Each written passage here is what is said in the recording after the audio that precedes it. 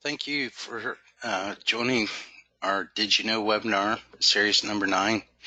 Today, uh, we will be covering user and staff functionality, and then also the training homepage. Um, in between these, I am going to hit the census pages real quick because I've done some trainings recently with some existing partners, and it came to my attention that case managers are not really using that census page much. So I'm going to hit the census pages real quick between these two things. And then next month, I will be doing a session on ease of use for case managers. I highly recommend you have some case managers watch that. But today we're going to start with user and staff functionality and then go into the training homepage. So let's go ahead and get started. So on our system, we've done some work around users in the last couple of years.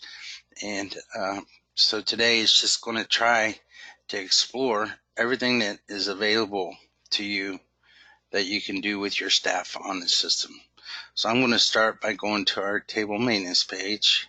I'm not going to switch to the beta version because what I'm looking for is right here, top right corner. So I'm going to go ahead and click on that.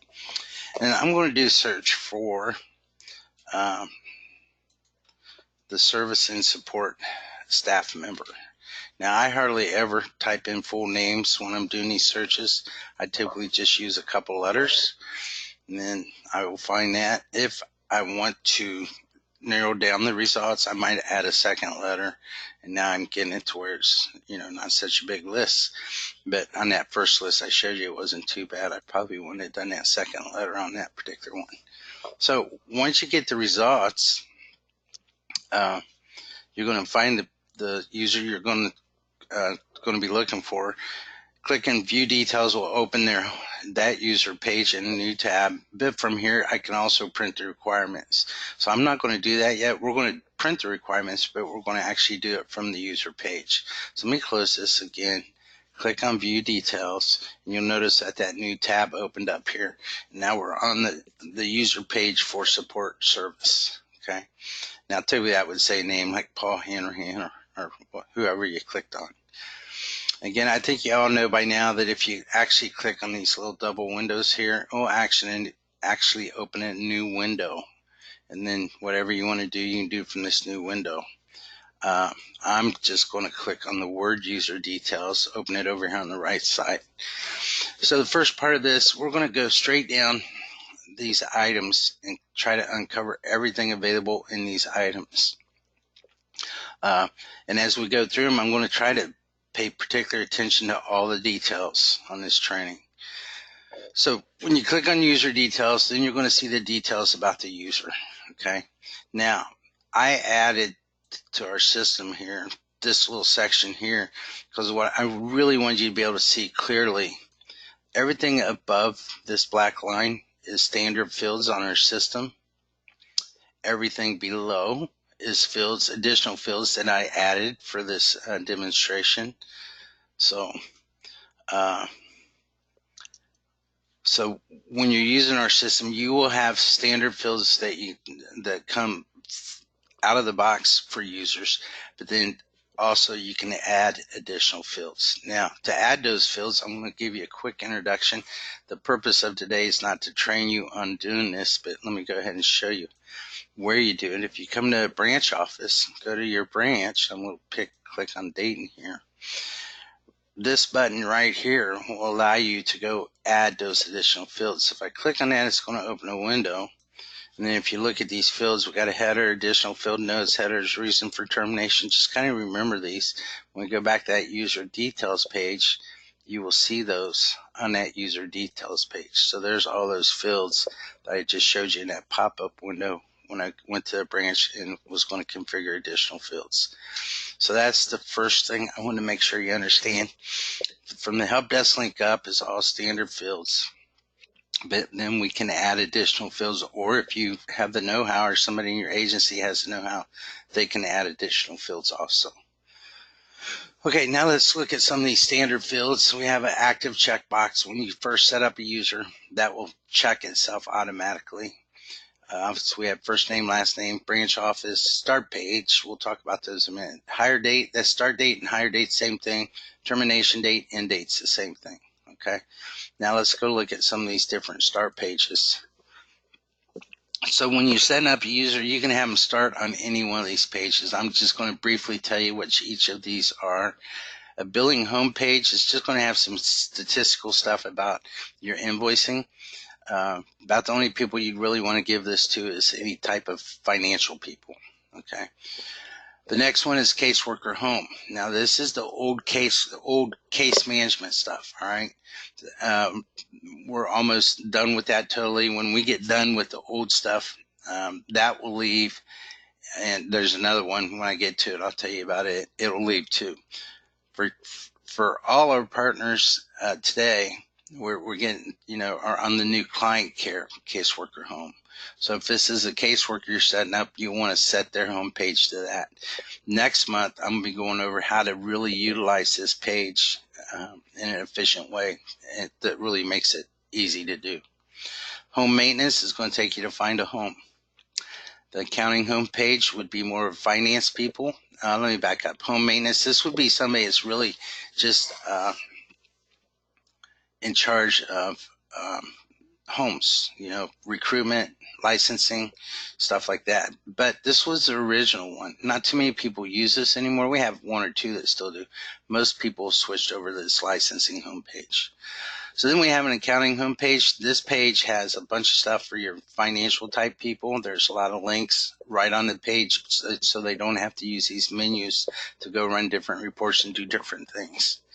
The intake homes, just like the accounting home, it has a bunch of links over here on the left side of stuff that people do in intake use over and over.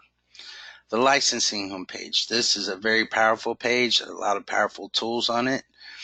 There's an impressive dashboard that comes up, and it doesn't matter how many foster homes you have, whatever you're tracking at a home level, a parent level, or those other people involved with a home level flow right up to that dashboard. But then on the left side, there's some really, really powerful tools on that licensing homepage.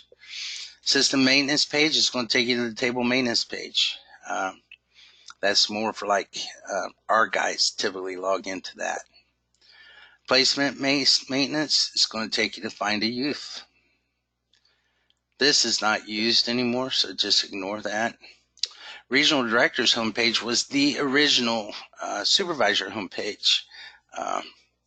There's still some good stuff on it. We were going to get rid of that when we built the new client care supervisor homepage, but a lot of our partners asked us to leave it alone because there's some specific things they really like on that. So it's still on the system. Now this will not give you a lot of data. Well, it doesn't give you any dashboards as far as case management. So it's more about placement management than it is case management. Residential placement census page, we're going to look at that in between the user stuff and the training stuff.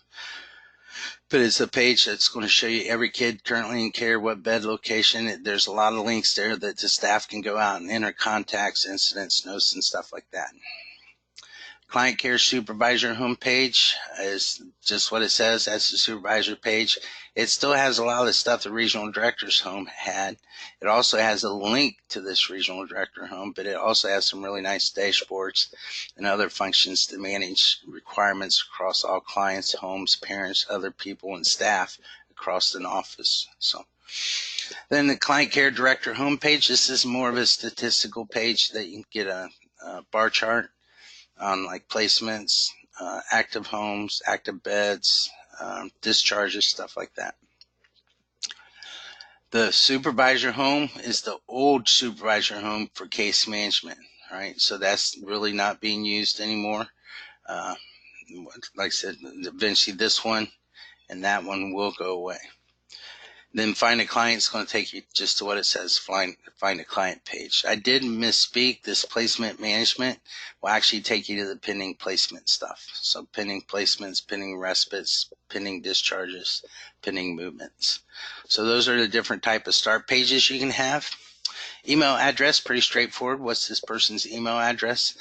What security level should they be? Now, the only active security levels we have are 2, 3, 4, and 5. This one is reserved. Eventually, we're going to do some stuff for auditors for you to be able to set up auditor logins. So we're kind of reserving that. That's going to be a view-only login. I mean, they're not going to be able to change any data. They're just going to be able to view. So now, if this person is going to be used for incident notifications, just check that box. Then the phone numbers are pretty self-explanatory. Review level. If your agency has stuff on contacts or incidents where once the stuff is written and it needs to be protected, and also client care module, it needs to be protected from other people seeing it or editing it, then we use what's called review levels. So right now, I think we only have 5 or 6 partners that actually use review levels. They do more intensive therapy stuff, so they don't want therapist notes to be able to read by anybody but that therapist or their supervisor. So this is one of the ways we would help control that. Job level, what is this person's job? So typically what you'll see on here is these items, but you also see case manager, licensing specialist, whatever. So it's just, and it's specific to your organization. Now, once you select this and you hit save, it'll leave you here. Then you can say who this person reports to. When you first set up a user and come here, this will be blank, right? You got to save this so we know how to populate the reports to. Okay, now the last field is this help desk link. The only time you guys will never use this, our guys use this, so your 3 system administrators or however many you have, this is where we build the link so they can log tickets from this help desk menu item. All right, so that's more of our use than it is your use. Okay, and then again, I added additional fields, so from here down are all additional fields. And I just take a second to kind of look at them, give you an idea of some other stuff you could actually track on your staff. So, okay. So that's the user detail page. Now down at the bottom of this, there's just 2 buttons. We have a save and we have a change password.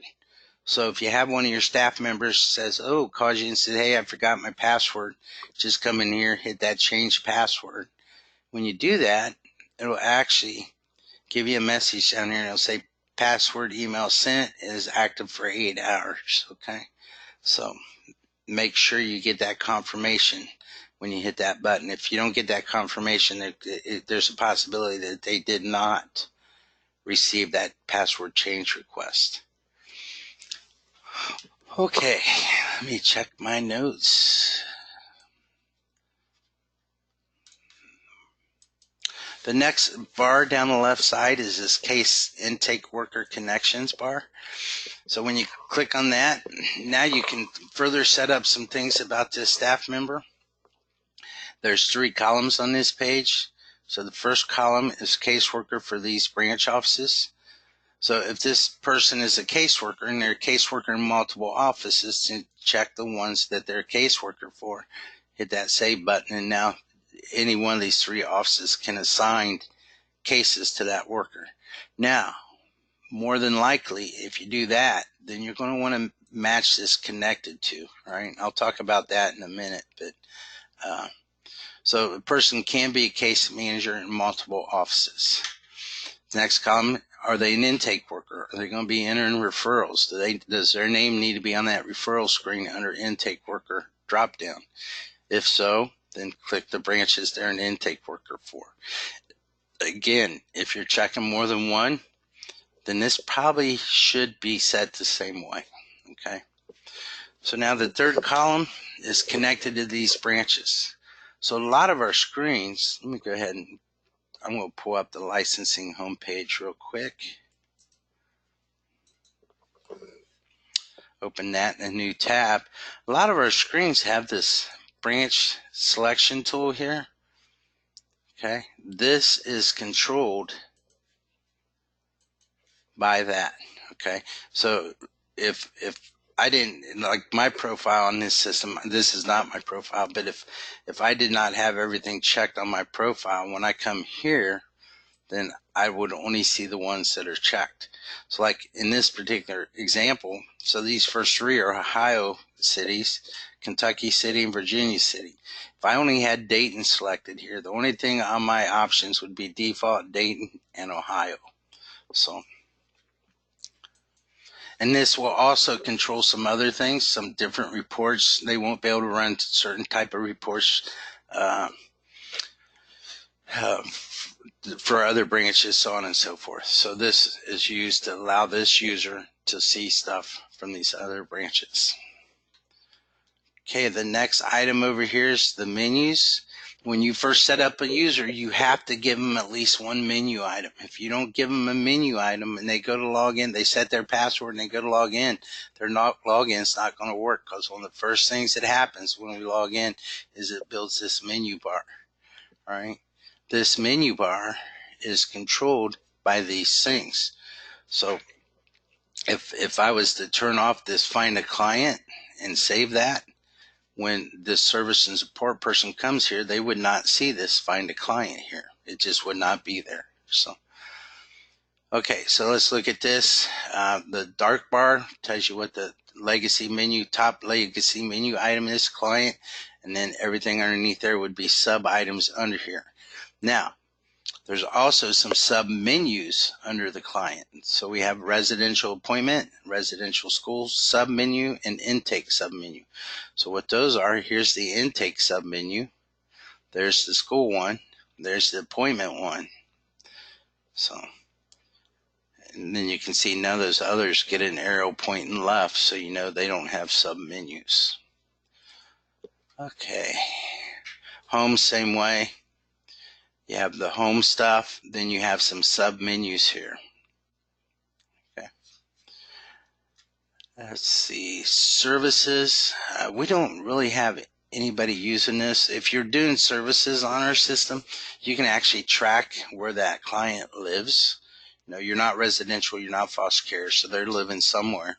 Well, you can track those residents. And if you're tracking that, then you can also track all the adults or other people that are living in that home. Let's go back over here. Licensing. This is a sub menu, and it tells you right on here there's sub menus. Again, you'll notice that by the arrow that points right. Okay. Now these have an arrow pointing right, but it's really not I guess you could call it a sub menu, but it's more of a selection menu. So you can select your own branch or all branches. Again, that connection thing is this all branches. If you're not connected at all branches, you're only going to get the ones you're connected to. Administrative menu, obviously there's a bunch of tools here. It works the exact same way. But then I do want to talk specifically about these three. Okay, so the only staff that you're going to give the help desk to is your system administrators, but I highly recommend that you give these next two to everybody. Okay, the new ideas, a link to our idea portal. Let me just say a couple things about our idea portal. Our idea portal is a place where we allow our partners to input ideas to us for system improvements, new features, so on and so forth on the Valeo platform. Now, that doesn't mean if you put something up there that we're going to do it right away. All right. One of our biggest costs is development, and so we have to control that cost. But as soon as we have time in our development schedule, which we've been extremely busy in the area of development, but as soon as we have time, we go to the idea portal and we look at those ideas, and the ones that have the highest scores, we take and we work those. We put them onto the system. So your votes, when you vote on ideas, that helps raise the score up for that idea. So get on that idea portal and look at those ideas and vote on them. But more importantly, encourage your staff. They're the ones doing a lot of data entry on the system. So encourage them to use the idea portal. So you'd have to turn it on for them. And then these support videos, that's a link. It's going to take you right to our YouTube channel. And it'll take you to the playlist for this system on our YouTube channel. And there's some really, really great videos out there. Highly recommend your staff, especially if they're new, go out and watch some of those. They can get you up and run them real quick. Then once you get all the menus set, make sure you scroll down here at the bottom and hit save. Okay, the next two, requirement initiates and requirement status, they work in conjunction with anything, so with each other. I'm sorry.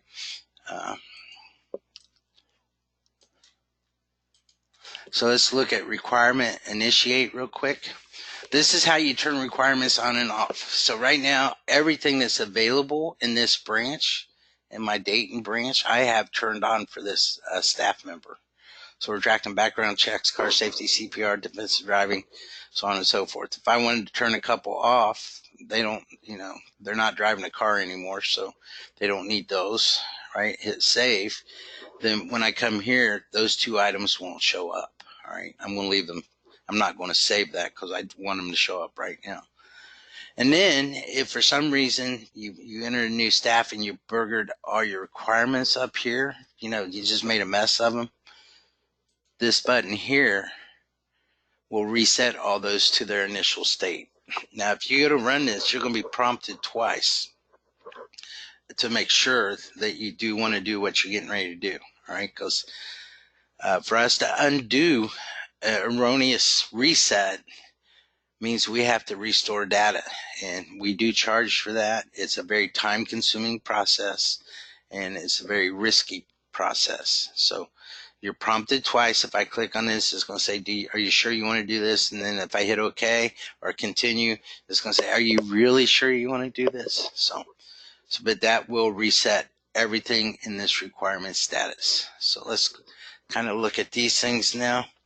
I tried to put some stuff on here that are relevant. And I'll tell you some other stuff I typically see in here. But before we go over the list or ideas for this, I want to show you how it works. If you've done any case management on our system at all, you're real familiar with this module. It's just like the client care module. If you managed homes, parents, or other people, you're very familiar with this. It's just like the requirements module on those three things, right? So we have a list of items here that you're going to be tracking on staff. Okay, if you click on the name of the item, let's do the driver's license check. If I click on the name of the item, it takes me to the search screen. Okay, not up, this one don't default back, so let me put a date range in here.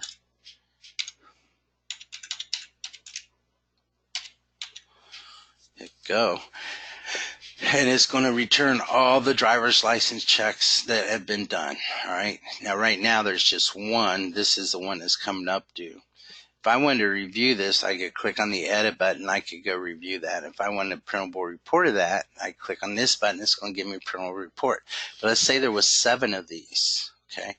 If I click on this button, it's going to give me all 7 of those in one PDF document. Okay. So you can save a lot of time by using these, by hitting that button and getting them all in one report. Again, the last button here, same thing as the one on the initiate screen. If you click this, you're going to be prompted twice. Are you sure you want to do this? Are you really sure you want to do this? But if you did, then this would go away. This stayed here.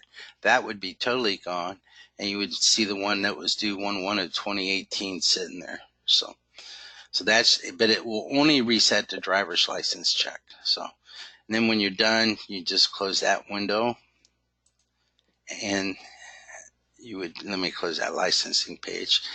Let me do that one more time. So when you hit close that window, you'll be right back to the staff requirements module. So that's what happens if you click on any of these names. It's going to take you to where you can do a search. If you click on the last completed, all right, I don't have any data fields on any of these, so but you're going to see, you're able to review the last one completed. Now I'll go over all these buttons when we click on the next due date. But so let's go ahead and return. I need to stress this. We've had people that they'll get ready to do the next one. They'll come here and click on this one, change all the data on the screen with the new date and save it, and so they see that date here. Well, when it's time to do the next one, don't click on this one. If you need to review the stuff, yes, click on that. But to do the next one, you click on the due column. All right, you're going to fill it out. Let's say This one has a notes field. We must have added this note field after that last one was done. All right, so write your note, whatever that is. Now, these buttons, let's go. Let's just talk about all these buttons, okay? This save new initial date, once this thing is populated, don't do that, all right? If you need to reinitialize this item, then go initialize, click on the names car safety and reset the car safety requirement back to its initial state. This more is for our guys. So if this is populated, don't hit that. If for some reason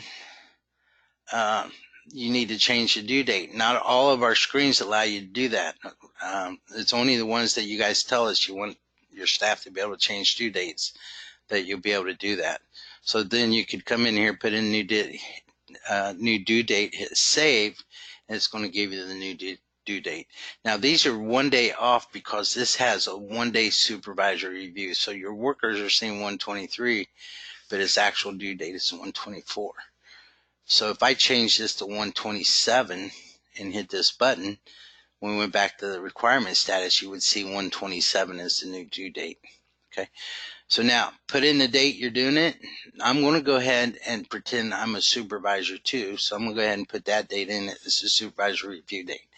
Now, the rest of these buttons, these two save buttons do the exact same thing. If you had a bunch of text fields on here, there'd probably be a bunch of save buttons, but they all do the same thing. So you can save that, and that's not what I was expecting. Let me go back. Okay, what it should do is just what this one did. I'll have to look into that, why that did happen. They do the same thing. They're going to save your stuff and leave you sitting here, okay? The next button is spell checker. I think everybody's pretty used to that now. Then the send notifications button. I did a webinar a couple months ago on send notifications. They're really cool. If you haven't been using them, highly recommend you go to that YouTube channel and watch that. It's a great internal communication tool. Now, if you hit save and return, it's going to save this stuff and take you back to the requirement module. If you just hit return to previous and you haven't clicked that save button or this save button, you're going to return without doing anything, okay? And then after I did save this, the report button showed up. So this will actually open up a printable report of that item. So I'm going to go ahead and let's hit save and return. So now if you look, that 123-2018 that I just entered is sitting over here, and it's showing the next due date is 123-2019. Okay. So again, one of the most important things to take away from this with your staff is if you're getting ready to do the next one, don't edit the last one done, do the new one in the due column. Okay, this little print button up here is just going to give you a printable report of all these items in a printable format. So if you're going to staff meeting and you want to share that with your staff, you can do that. Print those out. Anything that you only had to do one time, once they're done, then we don't leave them up here on the active window. These will never, past single events that are completed will never go up to the dashboard. So you don't have to, waddle through the noise of these being on a dashboard if they're completed. So non-initialized items, if you set up a new staff member and you only check these 3, then you would see these 5. If you expanded that out, you would see those five items that were not initialized down here. And then there's user requirements. The staff requirements are set up at a branch level. Well, sometimes your staff may move from one branch to another. So let's say you're multi-state, you're in Ohio, your staff is moving to Tennessee, and you have services in Tennessee and they want to stick with you. Well, you're going to change their requirement stuff to Tennessee. So all the old Ohio stuff you did would be listed under here. So, okay.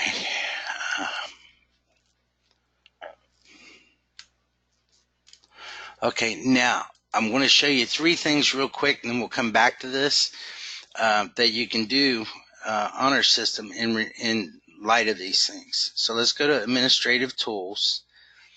So we have all these requirements. Before we do this, let me just tell you some other stuff that I typically see in here. Um, I'll see pretty much a lot of training stuff in here.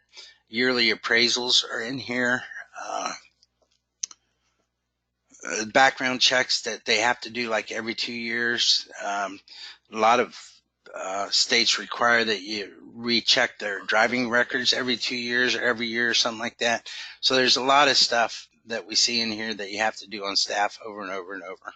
So now, in regards to these things, if you don't like your dashboards, if you just want to run a report on all your user requirements, then you can come here to this tools, go to export user requirements. It's going to take you here. And actually, let me go back. I want to open that in a new window. So let me come here and I'm going to right click and open in a new tab. How's that? So you can come in here and we say, okay, what branch or office are you talking about? We're going to say Dayton. And we're going to say, I want to look at them for the last 2 years. Right now, I'm not selecting any one particular requirement. So what that means is I'm going to leave this set at any. So all I'm going to get doing it this way are the standard fields. Okay, so now once you see this button pop up there, now you can open that up and it's going to open up into a spreadsheet and you can look at these requirements. You can see where you stand, how our staff, are they doing them on time? Are they doing them late? Stuff like that. So take that, expand that out.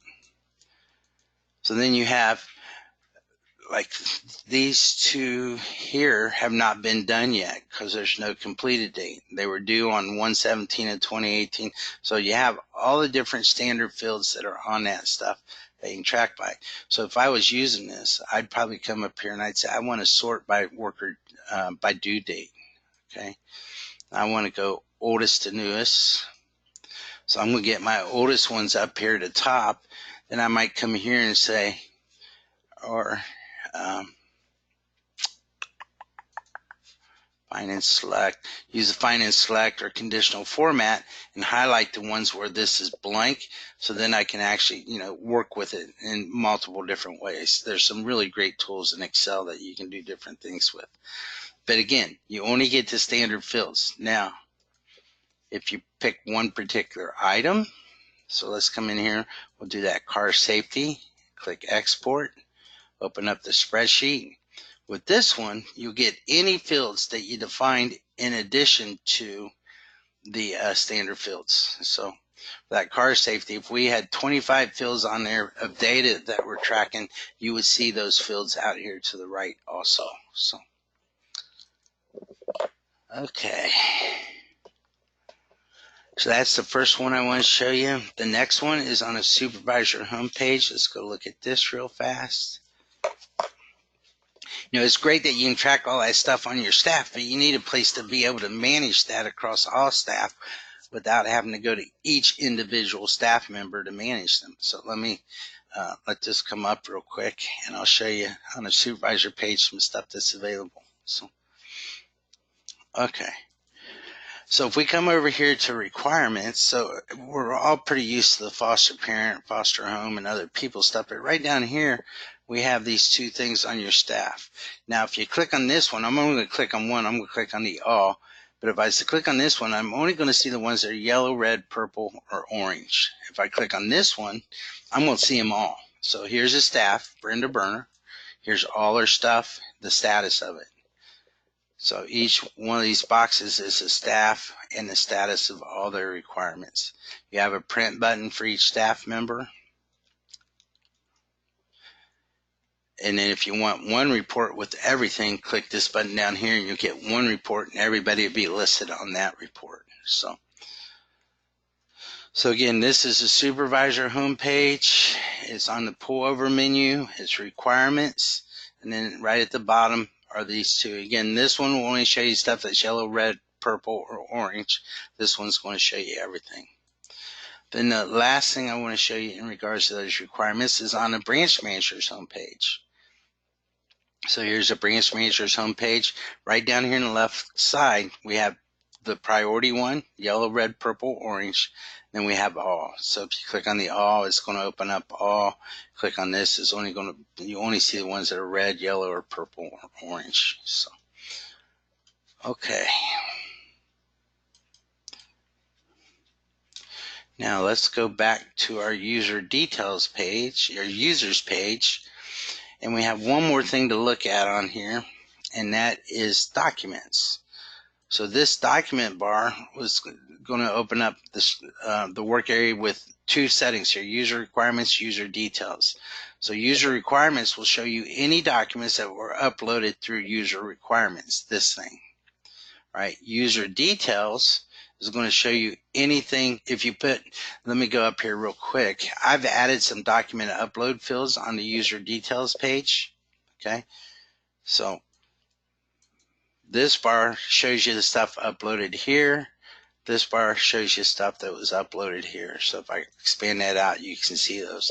Now, once there's documents been uploaded, you can actually upload new ones from right here. Okay, so just click on that, go out, find your document, give it a description.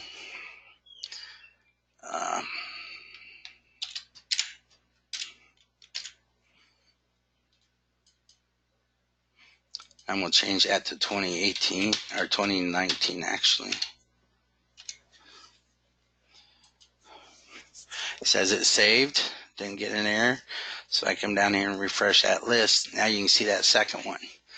Again, when you're uploading documents, use that description field wisely. Okay, so let's say this parent has been a parent for 5 years, and let's pretend you had to do this driver's license every 6 months. So you're going to see 10 of those things sitting here. All right. Now, if you don't use that description wisely, you may have to enter, open up 4 or 5 of these to find the one you were looking for. Where if you use this wisely, you'll be able to go right to the one that you want. So, okay, so that's the document. Now, we're still not done with users. That's everything you can do from here, but there's some other stuff about users I want to show you. So, I'm going to go ahead and close that tab because I don't really need it open for the rest of the stuff I'm going to show you. Excuse me. So we have this little gear up here.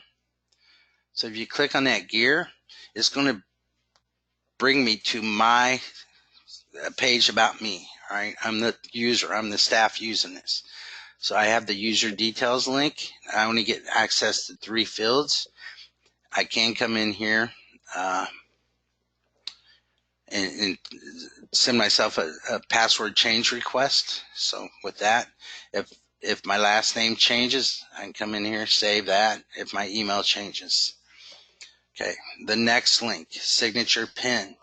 If you're not using signatures on our system, I'm going to go over signatures again next month. Next month, I'm really touching 3 things that I think people are not using that I think would save their staff a lot of frustration if they would use them, or just time. So make sure you attend that webinar next month. Okay, this link here is where you set up your digital signature. So you'd come in here, sign yourself a PIN, confirm your PIN. What date is this signature effective? So let's say my name changed, right?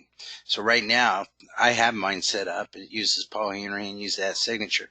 Let's pretend my name changed. So I set up my 2 PINs, put in my effective date, and we're going to say the change was effective August 9th, right? Type in my signature.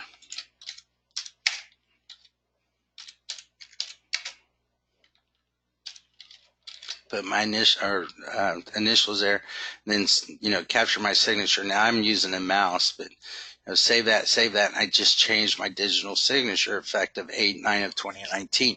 The first time they come in here, they won't see nothing sitting here because they haven't done it yet. So again, they're just going to set up their pins, effective date, make it. I would make it like a year before their hire date, because if you give them a caseload where they're cleaning a lot of stuff up, that start date could be important. If they're cleaning up stuff from 6 months ago. So do it, their type signature, initial, sign it, and save it. All right. The next thing we show them is their requirements. Now they won't have access. Notice how I can't click on any of these. I can't go do them. So we don't allow the staff to complete these themselves. right? So there's no links here whatsoever, but they can review them. They can print them if they want. Now, the last thing we have for them is a way they can actually run reports on their notifications. Again, notifications, if you're not using them, notifications is a great tool for internal communications. So here you can see I have one notification that was sent on 6/21. Now, if I say, let's look at the dismiss date, I have none. Let me get back a little further. Yeah. Okay, but anyhow, so they can run reports on their own notifications that they have received. Okay. They can run based off of what date it was sent or what day they dismissed it. Okay. So that's the gear. The next thing, I'm going to show you 3 reports real quick in regards to staff. So I'm going to go to the report date range start page. I'm going to start in this second section here, the section that says report branch program and dates. I'll go ahead and put in 1 year period. And I'm going to do this contact productivity of users. All right. So this will go out and find every one of your users. All right. And it's going to look at all the contacts they entered that matches your criteria. So here they all are, the types. These are the types that I entered. Total billable time, total non-billable time, and then total time. So if you ever want to see how much time your staff are actually doing like contacts, another way to think of a contact is, they've met with the clients. They've seen there's something going on face to face, and they're writing like a case note. So this is quick, easy report that shows you how much time they're spending doing that. So, okay, doing those type of things. The next 2 are these notification reports. So let's go. The first one is user notifications completed. So if you look at this report, everything's going to have a completed date. Here's all those notifications. Or uncompleted. The difference between those 2 on this one, there's no completed date. So, but it is truly a great, again, I can't stress that enough. It's a great internal communication tool. So that is the stuff on users that I wanted to cover. Now the next thing I want to hit real fast, and I got to be fairly quick at this to be able to have enough time for the training module. I just want to look at these census pages. So let's go look at the foster care census page.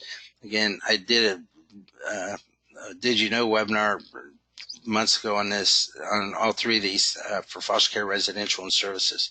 So this is all your currently placed kids for your branch.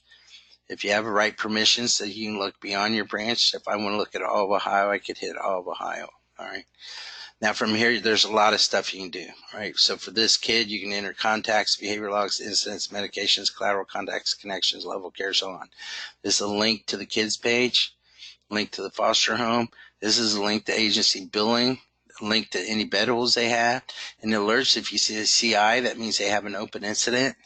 A link to medications, a link to the referral that led to this placement, and then if you're using authorizations, this is a link to their authorization page.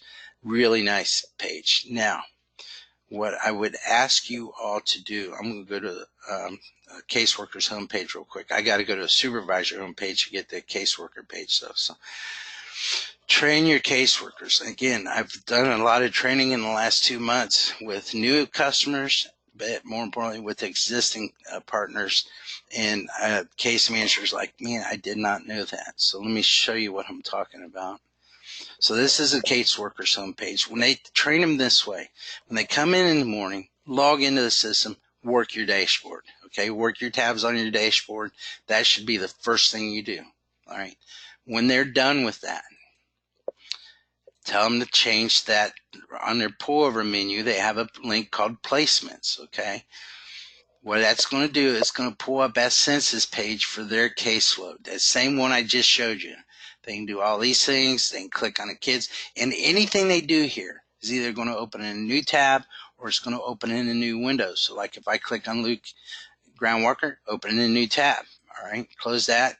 If I click on enter a contact for Tom Cruiser, enter my contact. When I'm done, I'm right back here. I could go enter a contact on somebody else, so on and so forth. So make sure you show them that. It really is a huge time saver. Case Manager's been on our system for 10 years. I've retrained recently. Like, oh, we never knew that. Man, that really does simplify it. So it's huge to change to that census page after they're done with their dashboard. Now, real quick, let's look at the residential census page, and we'll go look at the services. So same thing, got a lot of functionality over here. It's going to take you to the client page. You can check kids in and out. If they have behavior alerts, medical alerts, incidents. Same thing, room checks and appointments. So, and then the last one is the services census. Again, we have that action panel that allows you to go do that stuff. And then you have a lot of links here to go do other stuff within your services program. So I just wanted to touch on that just from the feedback that I've been having over the last 2 or 3 months. I'm going to be stressing this probably on most of the webinars coming up. For the next 2 or 3 months, because obviously people don't realize how much this thing simplified navigating our system. We have administrative people. They log in, whatever page they log into. If they see a dashboard, they check their dashboard. If they do foster care, they immediately switch to this, and they leave it sit there, because even administrative financial people, a lot of the stuff they do, they can do right from this page.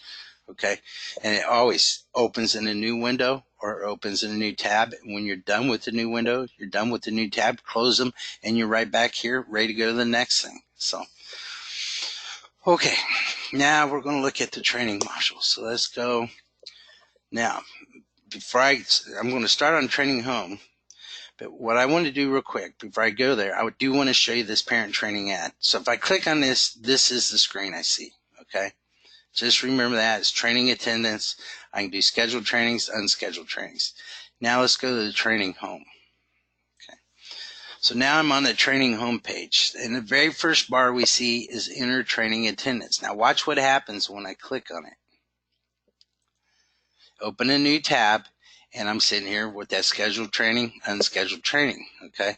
That when you're on the training home page, this is the same thing as going right here. Okay, takes you the same place. Okay. And we'll go over that here in a second. Before I do these 3 though, I want to start down here. Okay, so we did a lot of work around training. It was from 2000 for many years. 2 years ago, I think we totally revamped training. So now you can actually set up titles beforehand. Highly recommend you go in here and set up your titles.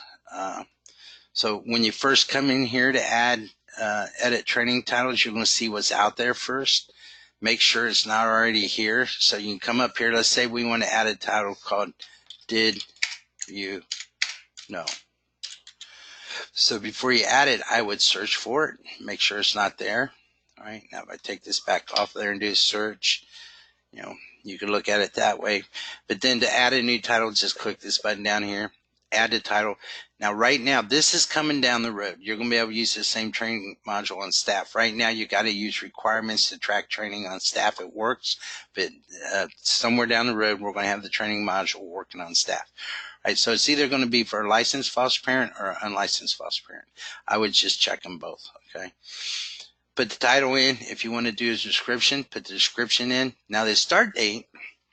If you actually had a class last night on Did You Know, and you put a start date of today here, you're not going to find it when you try to enter that training last night, all right? Because the start dates matter. So I would, make sure you're going back far enough on this start date. So once you're done, hit save. It will return you here, and you now see that in your training titles. Training location, same thing. Set up your locations. Your trainers, who are your trainers? If you set all this stuff up, you're going to have a heck of a lot less data entry errors or duplicate data if you do this and do a good job of it. And then training types. Okay. Now, let me go back to locations first. add location. So you're going to fill this out, you know, United Methodist Church, 125 Main Street, blah, blah, blah, blah, right? Canton branch uses it, Dayton branch uses that location, and the Columbus branch uses it. It's centrally located between all three of those. So you hit save, right? Now, when you save that, we actually capture uh, the longitude and latitude, because we have mapping functions built into this training stuff too, which you'll see here in a minute. Now, if it's one of your offices, don't fill all that out for one of your offices. Just come in here and type in your office name, right? Hit save, and you just did all this automatic because your office is already set up, right? Same way with trainers. When you add a trainer, if it's one of your staff members, just search by last name, right? Find them, click it, hit save, and you just enter that staff member. If it's not a staff member, fill this out, all right? Save it, and then you added a trainer. Types. Now, this is very important. To add a new type, just come down here and put start date, the type, this here, all right? Use start and stop time. So for this first type, well, that shouldn't be there. That's the title. For this first type of book, we don't use start and stop time. So when you enter a book training, you're just going to put the number of hours that you're credited. But if you look at class, we use start and stop time. So when you enter a class type of training, you're going to have to put it starts at 6 p.m. and ends at 9 p.m. Okay, so that's what this box is about. So that's the add, edit, training titles, locations, trainers, and types. Okay, so now let's go ahead and let's look at add a training. All right, so if I click on this, here's what I see. All right, now before we actually add a training, let's pretend we're going to go ahead and enter attendance. Okay, so click here to enter attendance for a scheduled training. I'm going to click on this one first, all right, just to show you something. So if you look at this, it looks very similar to what we just seen, right? So let me close this and go back to the training homepage, go to add a training. So it's it's really the same screen when you don't have all these instructions on it, okay? So we're going to go ahead and so I can demonstrate a class in the future. We're going to set one up for the 15th, and we'll say this class does expire. It's only good for 2 years. So in 2 years, they have to renew this. Right? I'm not worried about mandatory, fragile, publish. If those are important to you, then check those. All right. And we're going to say it's a class. It starts at 6 p.m. It goes to 9 p.m. The title.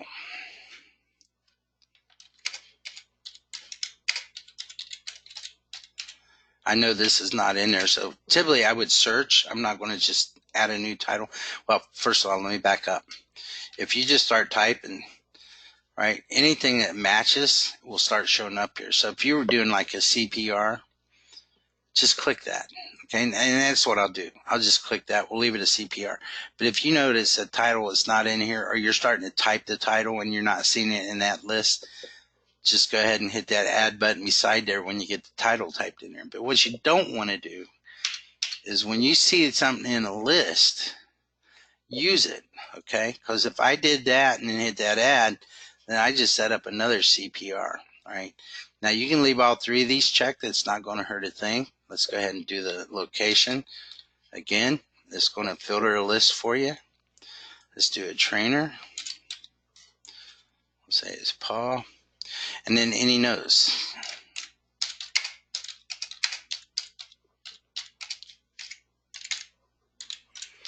Okay, now if you're using the foster parent login portal and you want them to be able to see this class, then you must check that box, all right? They will not see any trainings that are not published, all right? If you're not using the foster parent login portal, you don't have to worry about that. All right, so we're looking at 8:15. So let's go ahead and hit save. Okay. Now, this is in the future, so obviously I'm not going to go in here and put in attendance yet. History, it's just going to show you a history of what's been done with this training, all right? Now, down here, if I wanted to copy this training to new date and time, So that was the 15th. I'm going to go out and I'm going to make it September 15th also, which means the expiration date would be 2 years from now, September 15th. The times are all good. I'm going to copy that. Okay. So now I just added the second one. So I added the first one for August 15th, the second one for September 15th. All right. So now if I wanted to go ahead and set up the next 12 months of trainings, then I could just go ahead and start setting up more. All right. Just click on add training, start adding another one. Okay. So that's what added training does. Now, we'll come back and do attendance in a minute. I just want to get some out in the future because when we enter attendance, we're going to do it two ways. There was a class last night. It's not in here. Then there's a class that we put in here for August 15th, and we're going to enter attendance for that. So now let's find a training. So I'm going to come in here, and I'm just going to put, let's do from last year, July, till I'll go out to 3 months to try to see those ones. So I'm not looking for a particular title. I'm not looking for anything particular this way. And I'm just going to say, show me a list. All right. So here's all the trainings that happen in that date range. So here's these CPRs, and then you'll see here's the 15th one I set up, the September 15th to August 15th, so on and so forth. So that's show list. Okay. Now, if I want to do show map, I want to see all of them within 200 miles from my zip code. Right. So here's all the places that are going to have trainings in this date range within 200 miles of that zip code. Okay. Now, if I just want to see, now to see the actual classes, you click on this button, then you're going to see the actual classes they have. All right. Now, if I just want to see calendar of this, just click on show calendar. All right. It comes up to July. We'll go out to August. I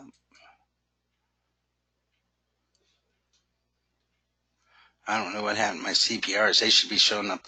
Oh, I did not publish them. So yeah, the calendar's not going to show them because I did not publish them. But anyhow, typically you would see those also. So,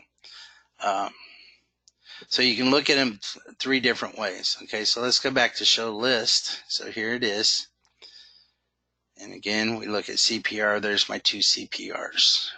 Okay, so that's finding a training. Now, so let's say this training here, you wanted to print certificates for that training. Okay, pretend it was last night or last week. If you click on the edit here, come to this right here. This is going to show you the information about the class. And there's an attendance button here. Again, you could copy the ones from a long time ago to a new date with this function down here. If I click on attendance, if I come right here to this section, there was 1, 2, 3, 4, 5 people there. If I hit this button here, it's going to print 5 training certificates. Now, if I go edit the attendance for one person and I close that, that print certificate button goes away. But if I just right click and hit refresh, right, it's right back there. Okay. So you can actually print certificates that way.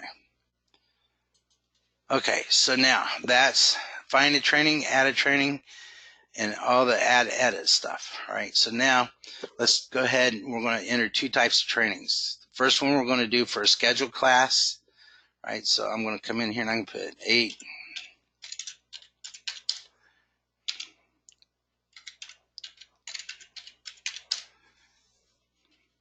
Find trainings. There's that CPR. I can come here. I can say edit attendance. Now I can do it by name. So if I come in here and do it by name, I just start typing the person's name. Yep, he was there. Save that. All right. But if you're using our sign-in sheets, then come down here and do it this way. So I can come down here. I'm looking for foster parents. I want to do any last name between the letters A and F. All right.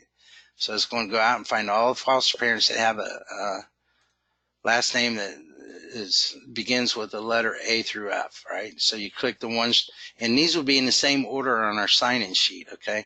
So at the bottom of this A to F, you have a save attendance. That button does the same thing as clicking on G to P.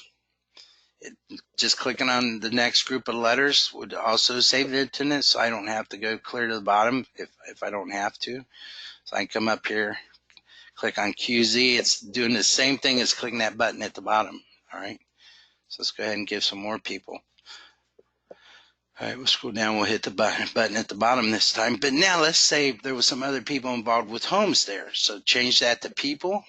Again, A to F, because they'll all be in alphabetical order when you do it. All right, G to P. If you're using our sign-in sheets, it'll all be in alphabetical order. Save attendance. So now I just added attendance. So if I come to this bar, here's all the people I just added. Again, if I click this button, it's going to print certificates for all these people. Now, what I didn't show you though, let me go back to the attendance thing, hit A to F for these people. If this biological test client was there, but he didn't get there till 7, then just change that to 7, okay? Everybody else will still be 6 to 9, but that particular one will say 7 to 9 instead of 6 to 9. So that's a scheduled training, okay? Now, to enter attendance for an unscheduled training is simple. Come in here, you fill this out. And I'm not going to actually do this one because it works the same way. Well, okay, I'll go ahead and do it. So we'll say this was done last night. So let me go here. What is the date? Last night. And this one does not have an expiration date. It was a class. It was 6 to 9.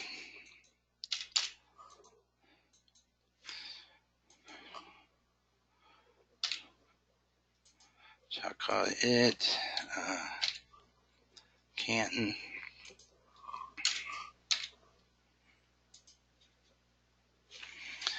Now, so the first part you're doing is just setting up the information, okay? So I'm going to save that for the class, and then I just come down here and do my attendance the same way. Again, I could do it by one person at a time. I don't know why you'd want to do it that way, but you can. Save attendance again. You can adjust the time if they were not there for the whole thing. Once you're done with that, these are expandable, collapsible regions. So now if we go look at attendance, we only see Luke. Now if we come down here and say, show me all my G to Ps, and I click on some more,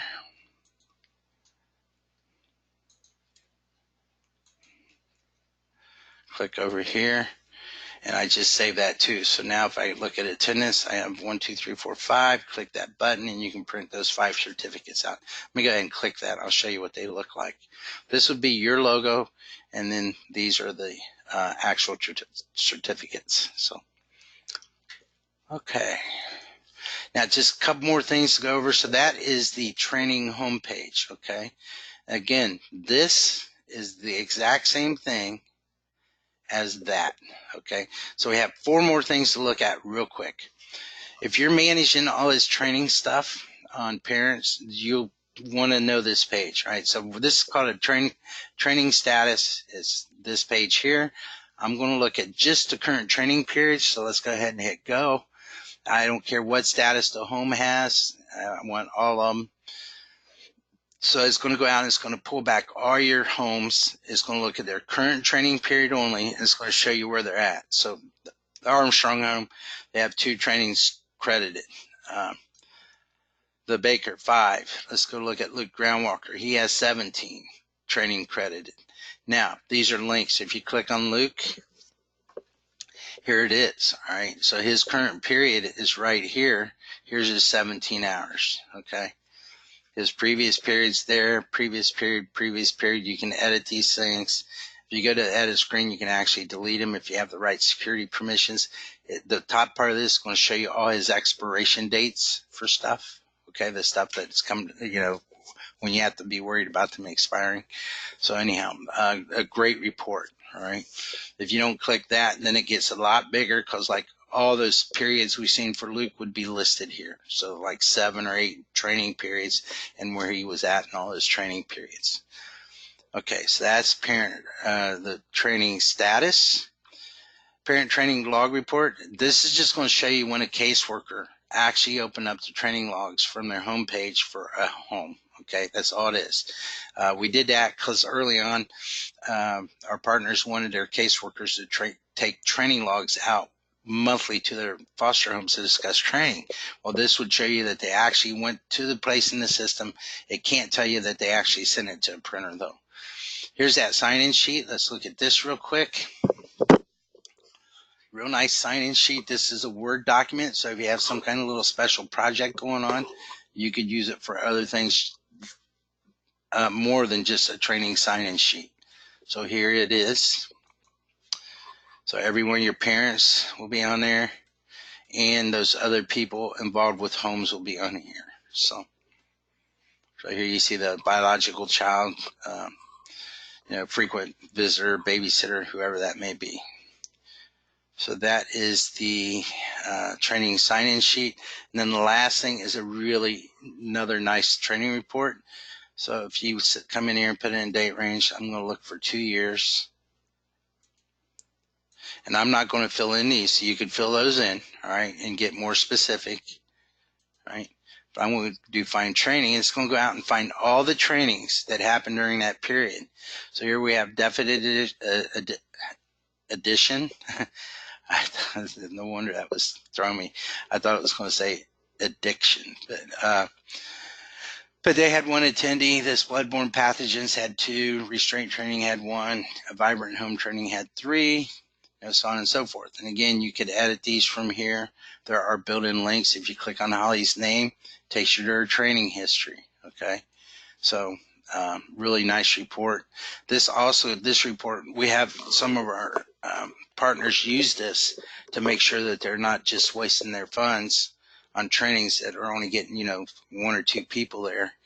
So you're paying a staff member 3 hours of labor or overtime or whatever to do the training for 3 hours, and they have 1 person there, right? So they can use this, look at the trainings that have more attendees, look at the ones that have less attendees, and make decisions based off of that. So, okay, well, that concludes this webinar. Is there any questions?